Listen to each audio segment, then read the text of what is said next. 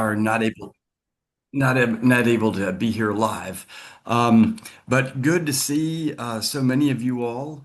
Um, we get people that are still coming on, and we're looking forward to seeing you all in July. I tell you, it already feels like July. It's going to be at about 90 degrees today, which is pretty normal for Virginia. So definitely, I don't know if any of you all are up in New England or from cooler climes, but by the time you all get down here, it'll be like 90 will be the temperature about 10 o'clock and it'll go up to 95 by 2 o'clock. So definitely we'll be having y'all drink a lot of water, be under tents, that we use for shade for the excavation site. And many of you might look forward to your lab day because it is air conditioned.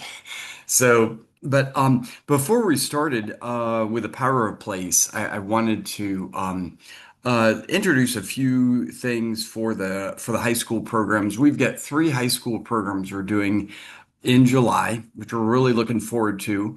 They're the first two are the first 2 weeks of July, the first 2 weeks of July after July 4th.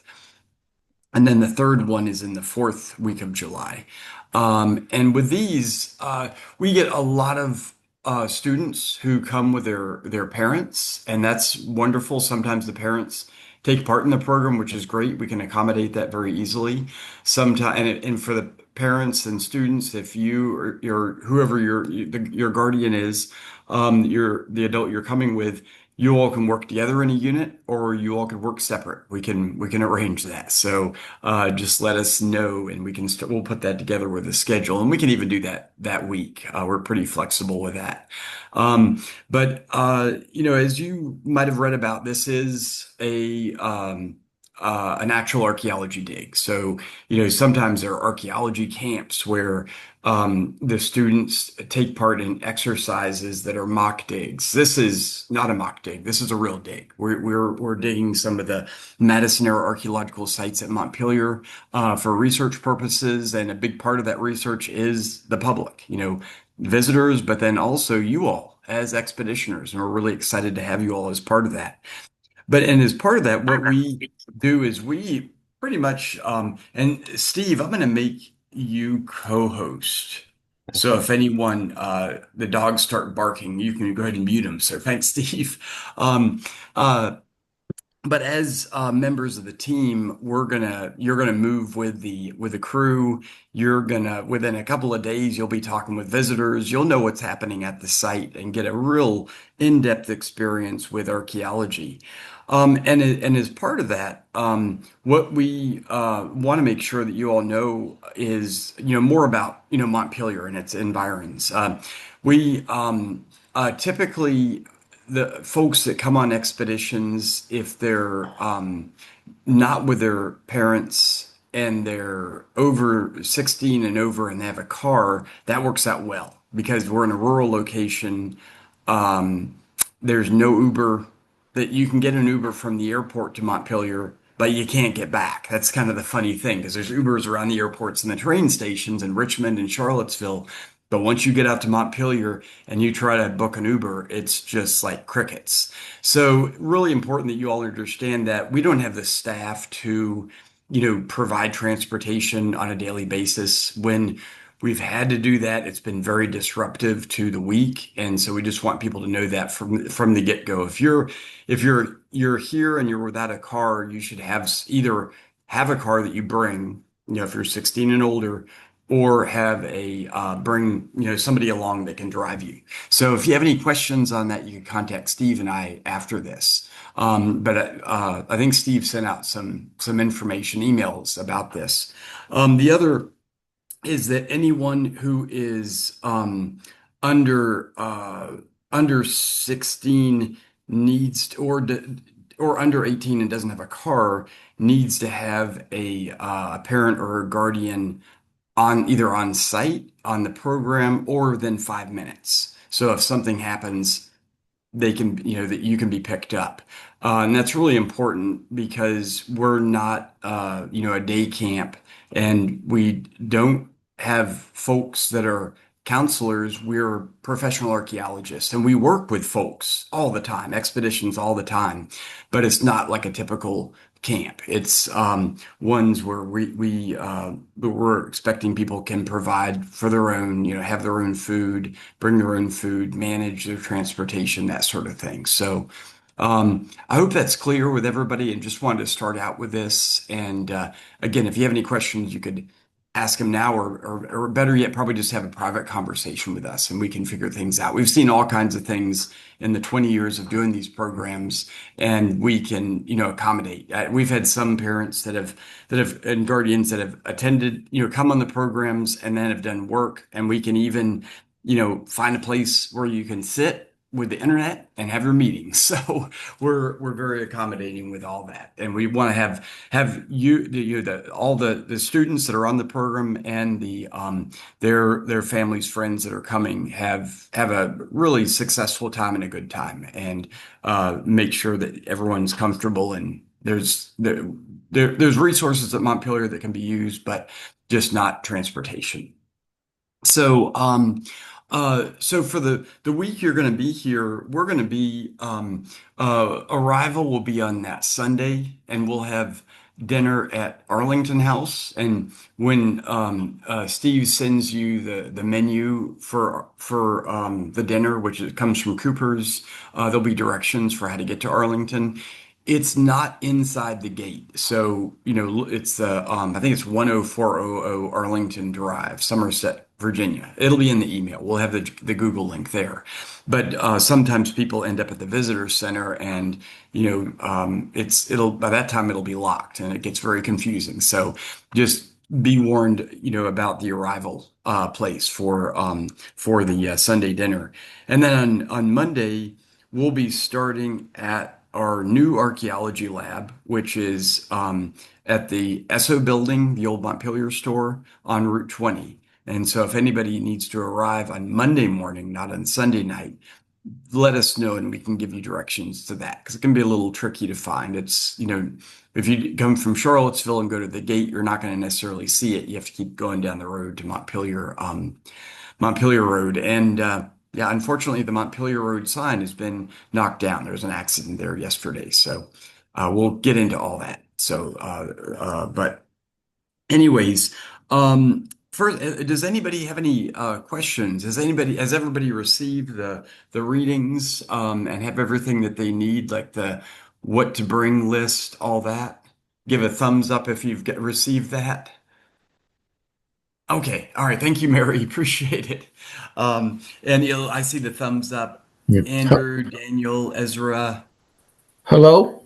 Hi, Galen. I can hear you. Yeah. Okay. Yeah, I've received it, but I've only been able to open about 30% of the individual attachments.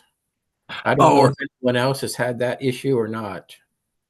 all right. I'll check that. I just this morning I did a universal made the Google Drive accessible to everyone. Steve, just so you know, I did that. I was just like, I can't handle this anymore, and it should cascade down. If there's a reading you can't open, send us a link that's broken and we'll rectify that. We'll fix it. Yeah, thank you, Gal. Knowing what it is. And Lisa, I see the thumbs down. So yeah, send us what you need. Thumbs, and just so you know the culture here, thumbs down is good because we need to know where we're failing. We Yeah. don't want to have it all be good news. We need to have bad news as well.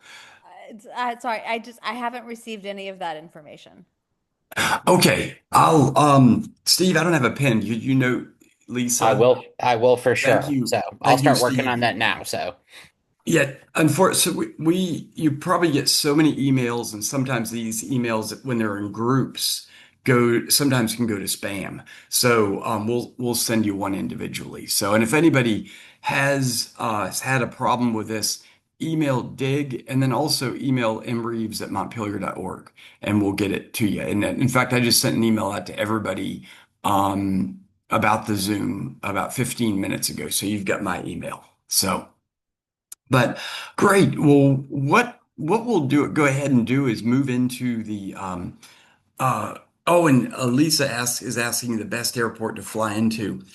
Charlottesville is a good one. Depending on what city you're coming from, Richmond is probably price wise for most places is another good one as well. Charlottesville is about 45 minutes from here. Richmond is about an hour and 15. So, your choice. I wouldn't fly into Dulles. That's a haul, and in DC traffic, which is a nightmare. I try to avoid Northern Virginia as all. Being that I grew up there. So, um, but let me see what else is in the chat. Yeah, okay, good deal. So duly noted. Thank you, Lisa. Um, but yeah, what we'll do is we'll go ahead and move into the power replace portion of this. And one thing that we try to get you all to do is, participate in all aspects of what we're doing. This I'll put it in air quotes lecture that I'm doing right now is not meant to be a monologue. Want to have feedback and your all's thoughts on things. And so we're going to ask you all questions and ask you all to do some participatory dialogical conversations. And dialogical conversations are one in which there's a back and forth, like dialogue, where it comes from. So what I always like to start out with is the question of what comes to mind when you hear the term power replace, especially for a historic site like Montpelier. Power replace, what does that mean to you? And there's no right answer to this. There's multiple answers that can come, and I always love to hear how people respond. Yeah, Andrew. Well, in archaeology, depending on where an artifact is found, it can provide certain context about that artifact. So, like for example, where an artifact is found, it is very important to understanding what that artifact was used for and what it was. Oh, I love that, Andrew. Absolutely. Yeah. And as you already know, context is everything for archaeology. And I've never heard this applied to an artifact, but that is a beautiful it's a beautiful metaphor for archaeology is the power of place for an artifact is everything because when an artifact is no longer you don't know where it comes from. If you found a nail at the site and you put it up on the screen instead of putting it into the bag and it fell off and then 2 days later we found it and we didn't know what unit it came from. We'd know it came from the site, but wouldn't know the location. So the information that we could gain from that would be lost. We wouldn't know whether it was, what unit came from would tell us, was it part of the building that we found the foundation for, or was it part of a chicken coop that we had found evidence for on the other side of the site? So yeah, power of place for an artifact is absolutely everything. What else comes to mind? Say, like if you for when you all are visiting Montpelier, what Evie, yeah.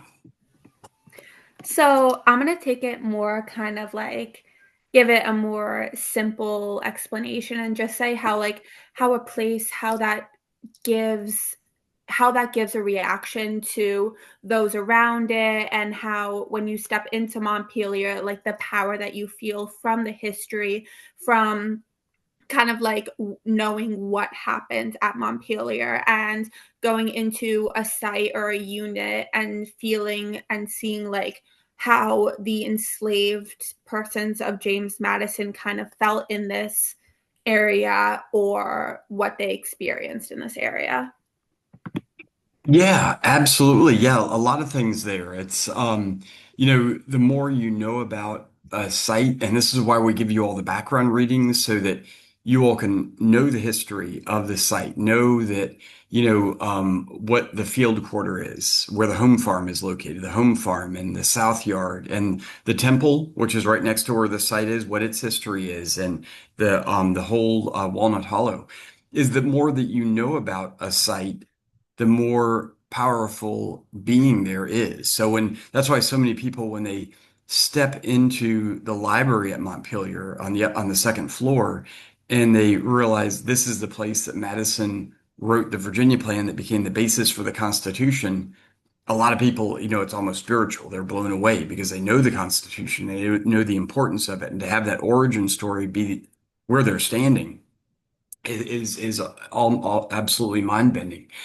And at the same time, this power of place can be very different, as you allude to, Evie, depending on who you are. So for a member of the enslaved community, the perspective of being in the study where Madison wrote the Constitution, it's a very different meaning. That was written in the 1780s when the citizenship was only for a certain group of people, for white males with property and education. And so the power of place really depends on who you are. So whether you're the Madison family who were enslaving people, a member of the enslaved community, or a visitor and part of the expedition team like you all are in this coming week.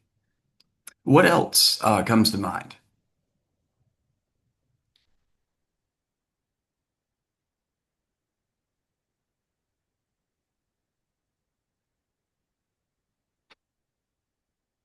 Well, what we'll do, and there'll be plenty of chances to interact if you think of things and you've got questions, when we're doing the presentation part of this, let me know and just unmute or put it into the chat, and Steve will interrupt me and be like, "Hey, Matt,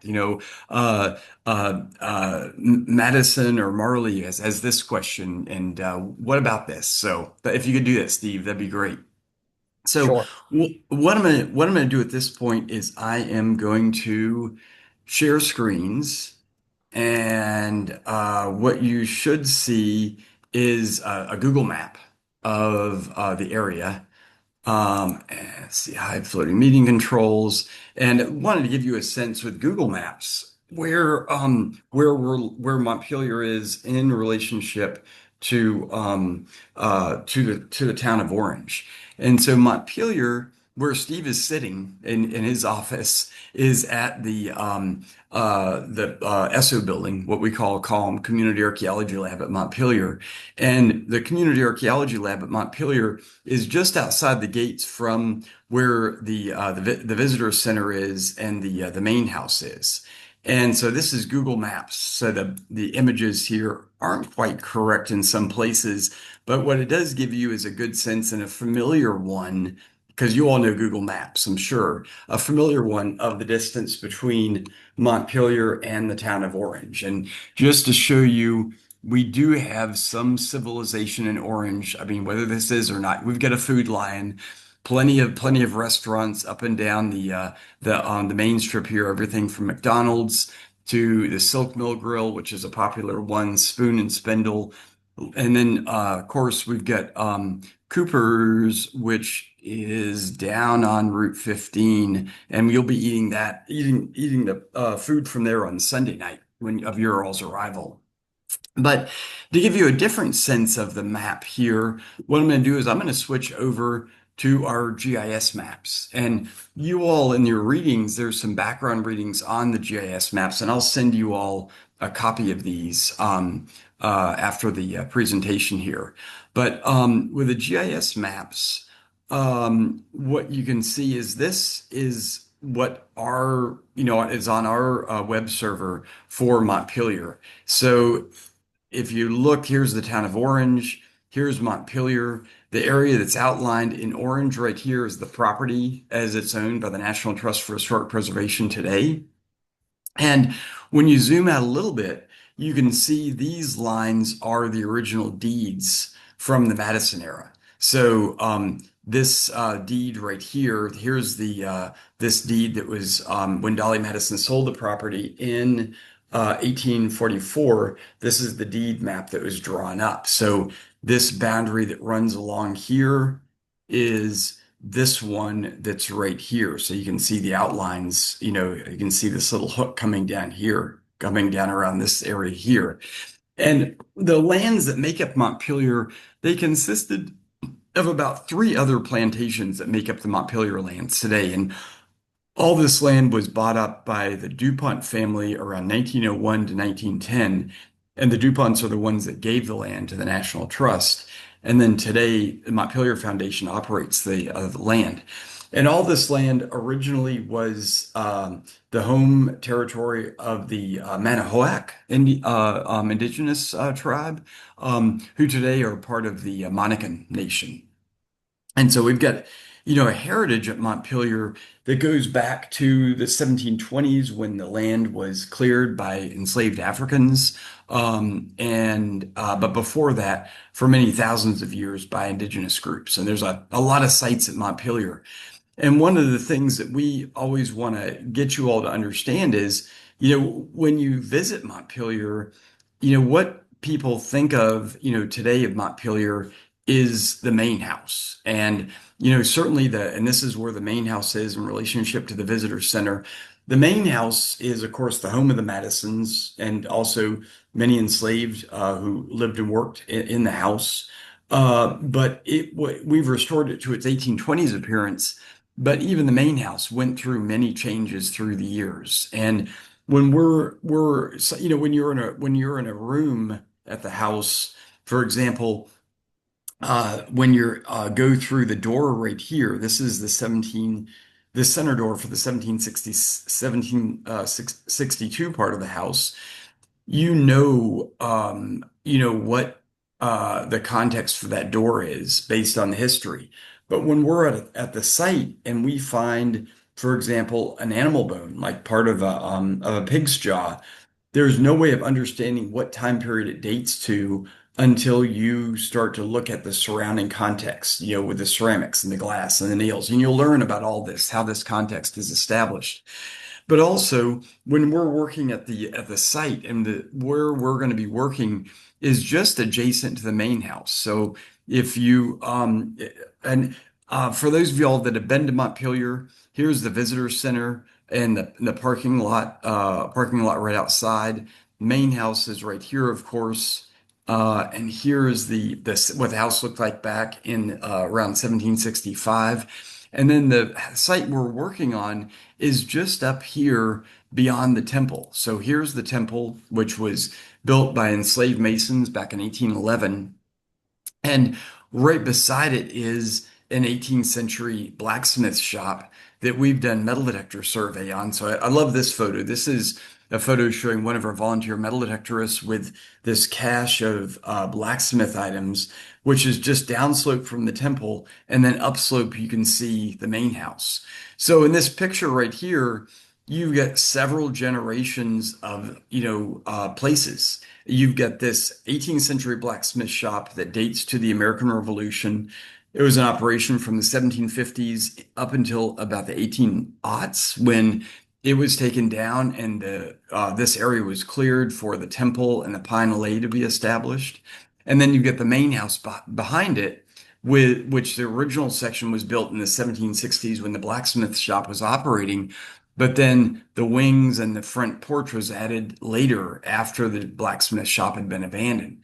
So you've got this complex landscape in which, where you all are going to be working, there's parts of it that relates to the blacksmith. And where we're doing our archaeology right now is just beyond this blacksmith shop in the woods. And if you look at this photograph right here, this is a photo looking at the temple with the main house behind the trees here. You can see the front fence here over to the visitor center, but it's all this area where we found through metal detector survey concentrations of nails, of ceramics and glass, personal items that indicated this was a home site for an enslaved family. More than likely folks that worked at the blacksmith shop, but then based on the artifacts we're finding, also after the blacksmith shop was moved and no longer in operation when the temple was built, folks that were, either walking further out to the blacksmith shop down by what we call the home farm, or were working in the house. And so these sites, if you look at the map right here, and I bring up the 10-foot metal detector surveys, what you can see is with the metal detector surveys, this is a heat map, and all these are 10-foot squares where the metal detectorists did account of the artifacts that were found. And areas that are red are high concentrations. And then when you go down to the green, it's a relatively low concentration. And so you can see, let's see, let me select this heat map right here. Yeah. Yeah, so you can see this concentration right here. Green being almost no artifacts, all the way up to red being a high concentration. And where this high concentration is, if we're looking for a house, what do you think we're going to be finding in the metal detector survey?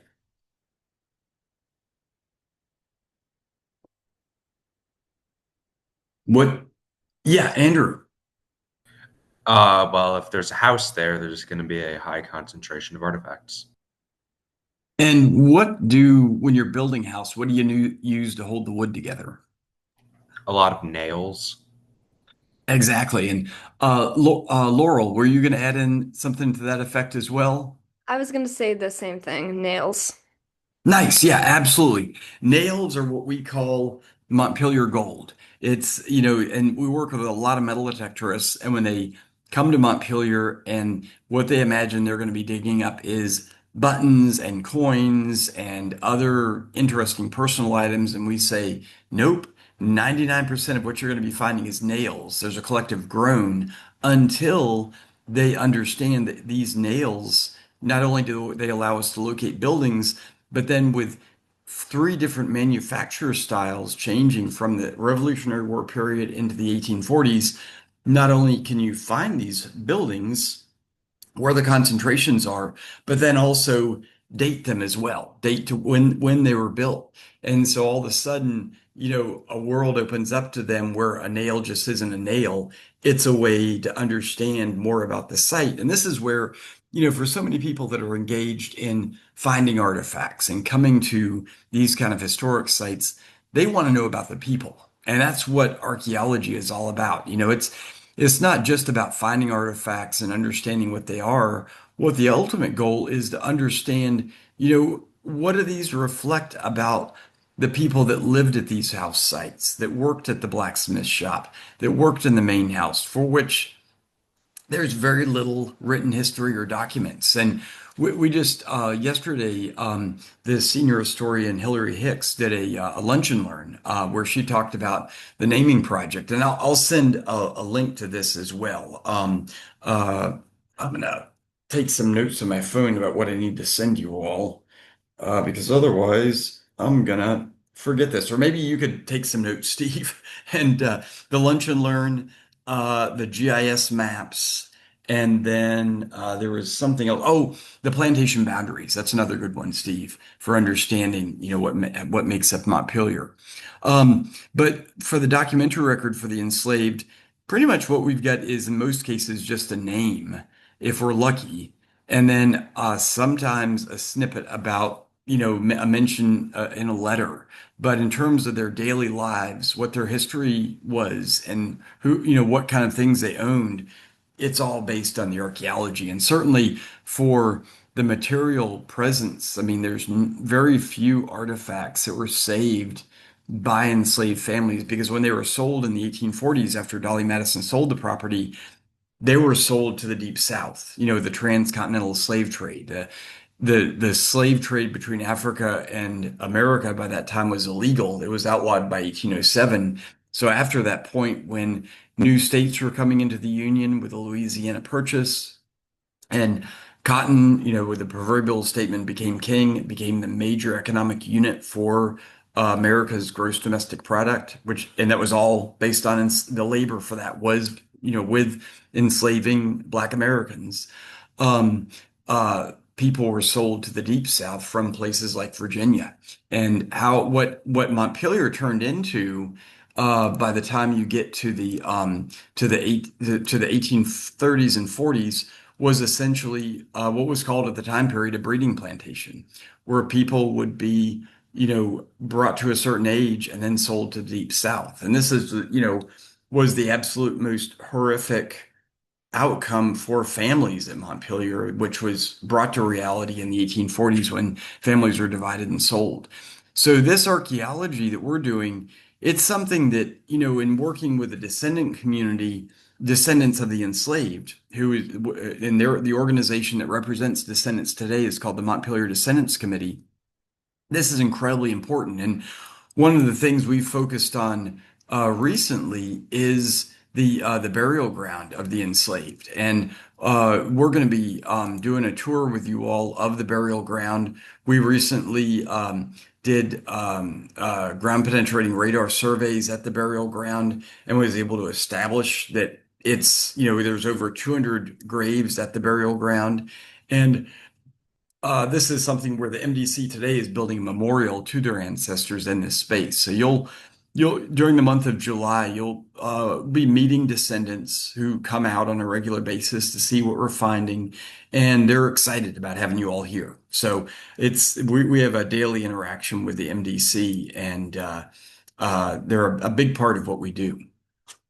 So for giving you a further sense of the landscape, so when you all are on the property, pretty much most of the sites we're going to be taking you is within the visitor core. So when most visitors come to visit Montpelier and begin their visit at the visitor center, they pretty much keep between the where we're going to be digging, which is out here beyond where the temple is, right here. This is the archaeology site right here. And the archaeology site where we're at, it's in a beautiful location. It overlooks the farm pond, which was the ice pond back in the day. This is where the ice was cut.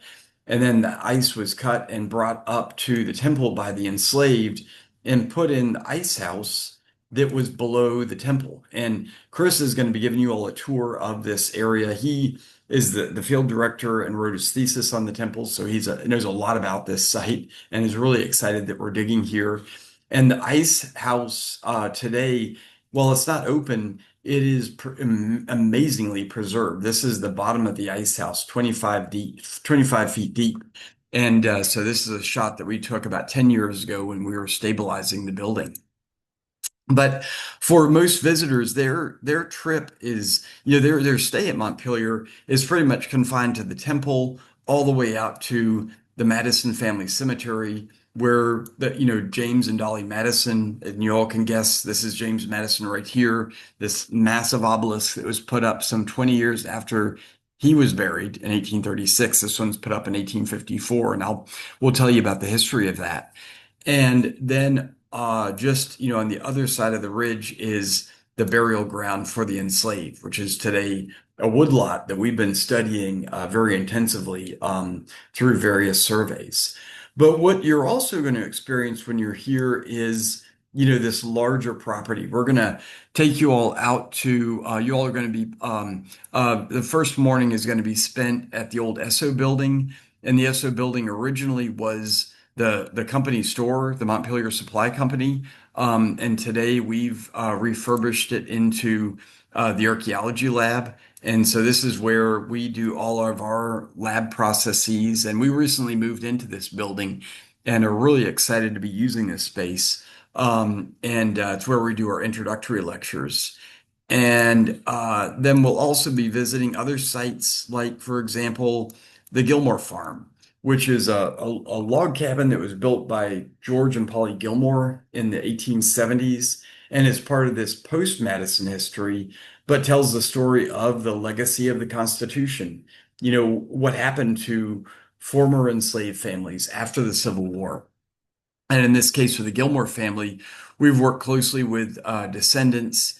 And this was like our first touchstone for working with the descendant community. And there's some powerful stories in these buildings that, we can tell the story of the Constitution from a very personal vantage point of, Madison, of enslaved families, of other enslaved families like the Gilmores and the McDaniels, and not only put a name on these home sites in Montpelier, but also connect with living descendants, which is really exciting. And one of the things that you all are going to experience in doing the archaeology is, when you're at the site and you've excavated and found a ceramic, you're going to be the first person to have touched that since that was deposited by an enslaved person in the 1820s or 1830s or even earlier.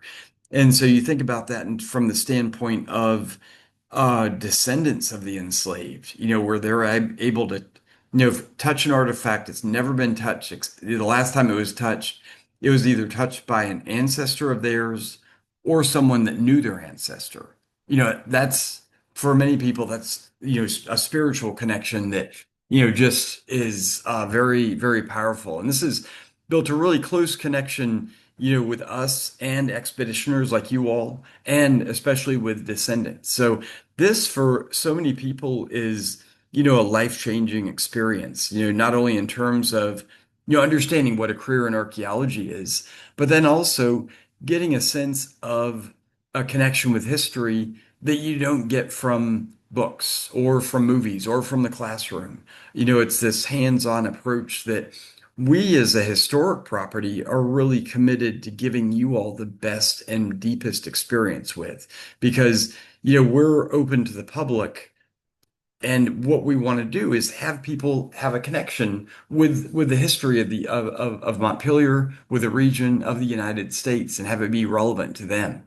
And so having you all in these programs is an exciting opportunity for us as well to learn how to tell these stories. So in discussions, we're going to be looking to see, what your reaction is to all this history. And uh, one thing that I'd recommend that you'll do if you before arriving is there's a book that we've got. Let me see. And Steve, you might have a copy of it right there. It's the archaeology sites book. I can bring it up right here. Archaeology And that's sites. part of their packet.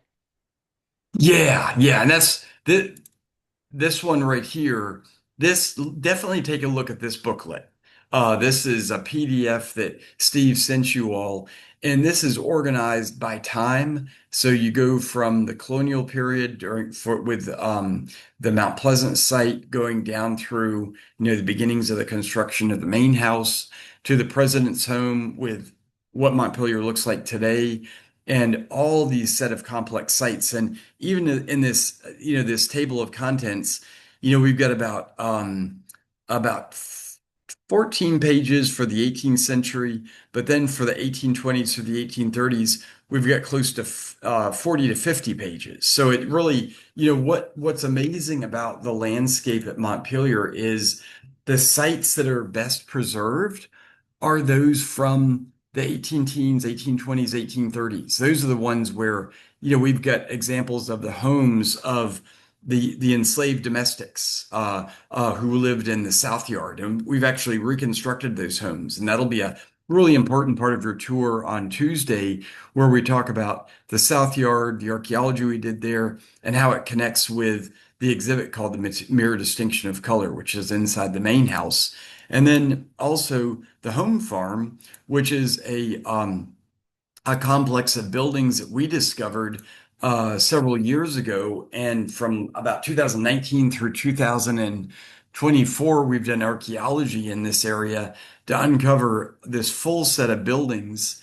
And today, our next big project is to begin to really dive into some of these sites, especially the blacksmith sites and the farrier sites, probably over the next 2 years to 3 years, starting in 2026 and later, to really understand enough of these where we can actually rebuild these sites. And so we've been working with the MDC on this. And this year, where we're starting with this process is up at the blacksmith site, which, we're going to be working at the homes where the blacksmiths lived, in July.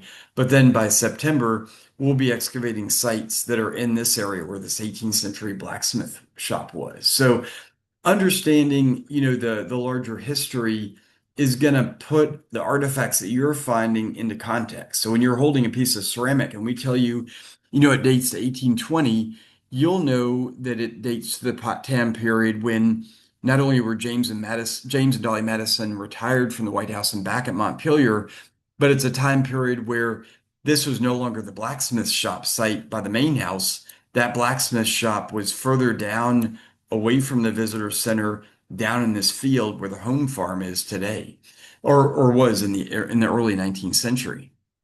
So, well, let me take a minute. Let me stop sharing screens and see if anybody has any questions or there's anything in the chat. Or Steve, anything you'd want to add?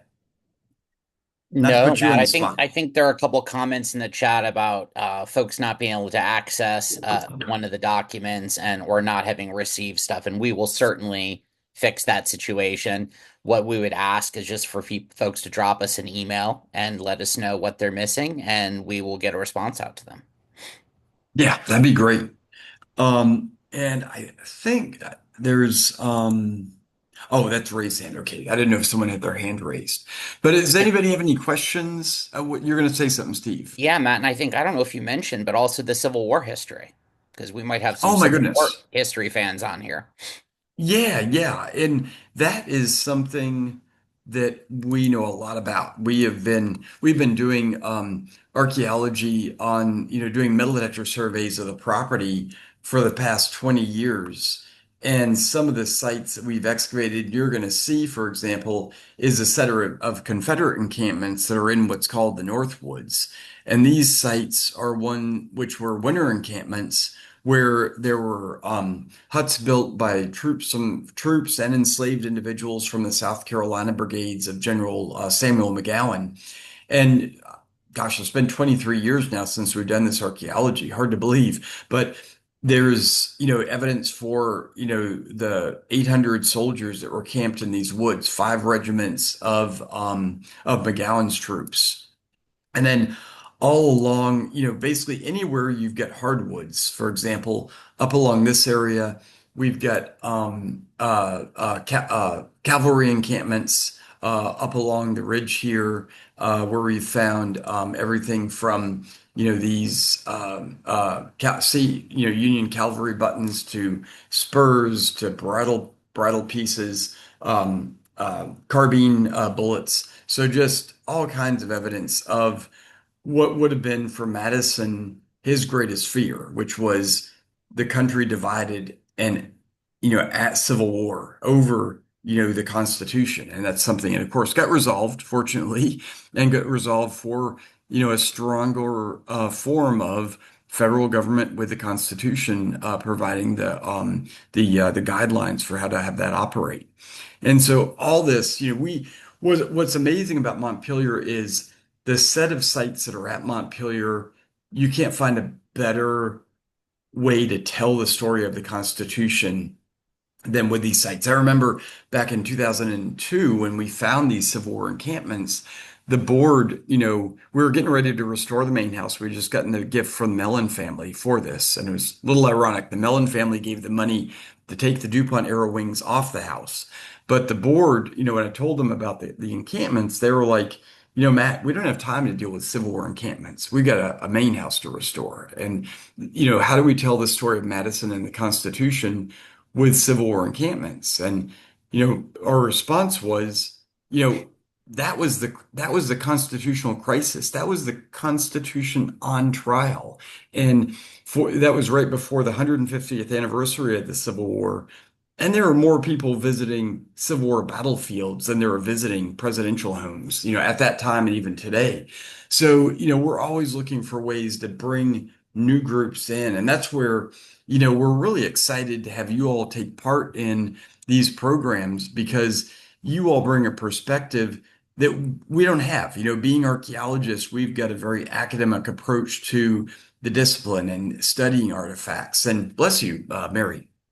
And so with your all's very diverse background, you're gonna have new ways to look at this history, and that's something we've learned so much from with having folks on these programs.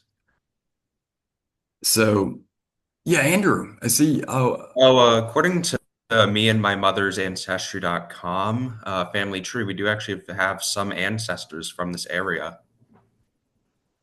what's the surname? Do you know? Do you remember? Um, I think one of them is Clore, Clore. See, Chlor. Yes. Chlors? Oh my goodness. This will be bizarre. I am sitting in a Clores chair right here. The Clores are a furniture manufacturer up in Madison, Okay. and Yeah. there's a lot of German families that moved into this area starting in the Yes. early 18th century through Yeah. Germana, which is in the eastern part of the county. So that's awesome. Well, where are you all living now? We currently live an hour south of Chicago. Okay, well, we'll welcome you home when you get here, Andrew. So thanks for noting that. You're welcome. Yeah, yeah, Gallon. Yeah, just going back on some logistics. Sure. So when we show up for the arrival and check-in, that's at the Arlington house. Yes, that's on Sunday night at 6 o'clock, quarter of six at Arlington. Okay. And then I noticed in your one pamphlet, what to bring and stuff, it talked about like Monday morning, you need to go through the main gate and enter a code. So where is like the main gate? Yeah, Monday. We'll talk about this on Sunday, but on Okay. Monday morning we're going to meet at the what's called the ESSO building, or what's today is the Community Archaeology Lab. But that's on Constitution Highway Route 20. Let me show you a map again. Share screens. Let's see, share, and I'll go to Google Maps because everybody loves Google Maps. So when you zoom in here, you can see here's the main gate right here along Route 20. This is the this is the Esso building along Route 20 here. I'm looking down 20 towards Orange, and when you go up this way, you'll go past the train station, which is right there, and then just up the way here. Oh, eh, right here is the main gate for Montpelier. And then Arlington is further down the road here. But where we're going to be meeting is all the way up here at the SO building. So, but we'll send you addresses for all this. But Okay. Thanks. thanks. Thank you, Galen. And Matt, there's a question in the chat about what time we'll be done on Friday, and the answer to that is 3:30 in the afternoon. And we're going to do the reception at the SO building. So it'll be they're right on Route 20 at Calm.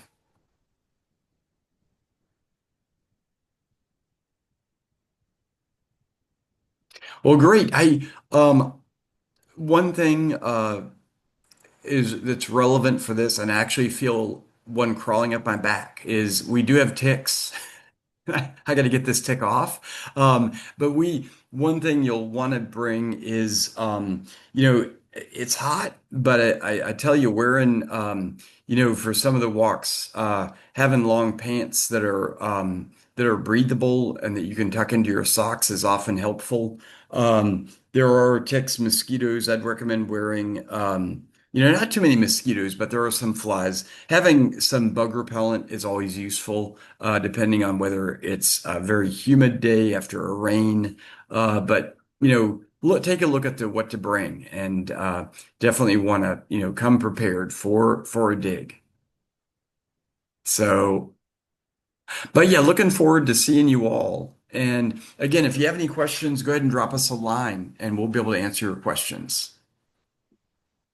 All right, well, thanks everybody. And for those of you all that are watching the recording, thanks for watching this, and look forward to seeing you all on Sunday. So, bye everybody.